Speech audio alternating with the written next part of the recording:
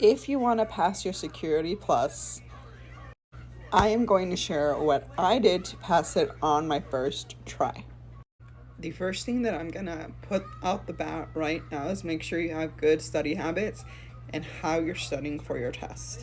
And so I used the To-Go tracking for my studying. And so here, if you go to timer, you're able to time yourself on how much time you spend studying for something.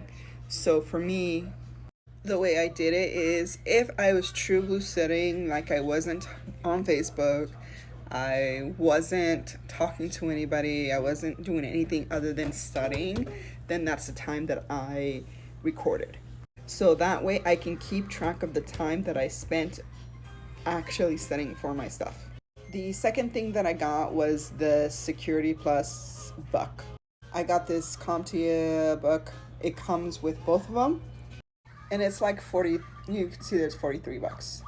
I went through the front and back of that book. I made note cards and I went through all the practice questions. And okay, so if you go, they have in there where you can take practice tests online. Then they have the note cards. The practice tests are easier than the actual CompTIA exam. They're similar, but it's a little easier. But I really like their flashcards because their flashcards, their wording of their flashcards are a little bit more similar than to the test. I don't know. That's how I understood it, and that's what worked out for me. Okay, the next thing is the Pocket Prep. You can see the address right there. Pocket Prep.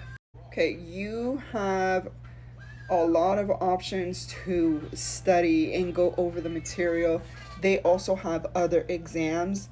I am probably gonna be studying for this one at one point in time. Hands down, using all of those three helped me. Now, for the test that I did in the book, if I wasn't at 90%, I would go back. For Pocket Prep, if I wasn't at 90%, I would go back. And so what I liked about Pocket Prep is that you're able to see your domains of where you're at with the different domains in the Security Plus exam. Okay, so on their website, it says not to take the exam unless you're at 90%. You could see I was at 87. However, I would actually stick to that. If you're not at 90%, don't take the exam, because I did pass on my first try and I was barely over it. I was over it by maybe like 7 points. And I'm like, nope. That's too risky for me, but I ended up passing, so it worked out. But this is what I mean by you can see the different domains and what you need to study. This by far was very, very helpful in going back and reviewing everything. Okay, so I use the book, I use Pocket Prep, and I use To-Go. Now, I am not sponsored by any of this. No sponsorship whatsoever. My channel is a very small channel, so nobody would even look at me. So, like, I do not gain anything other than sharing what I did to pass. Now, thanks to me passing, I was actually able to work and get a better job. I did have an offer initially, but that offer would have been gone if I didn't pass this test.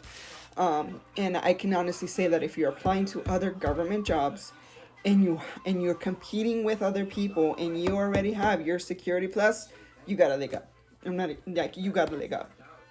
Now, if CompTIA, Pocket Prep, and I don't know, the writers of that book want to sponsor me, I'm here for it. But yes, I hope you guys pass, and if you have any questions, feel free to share them with me. If you want to follow me more, I'm actually studying for my Microsoft certifications. I'm going to be studying for MS900, the Microsoft Azure Data Engineer, the Microsoft Power BI, and the Microsoft Data Science one, and also the CompTIA side, the other Security Plus one. Now, is that all going to happen?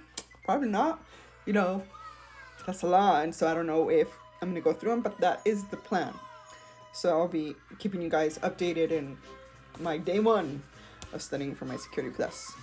But yeah, feel free to put comments on there, and with any questions you have, and I'll do my best to answer them. And peace and love and chicken grease.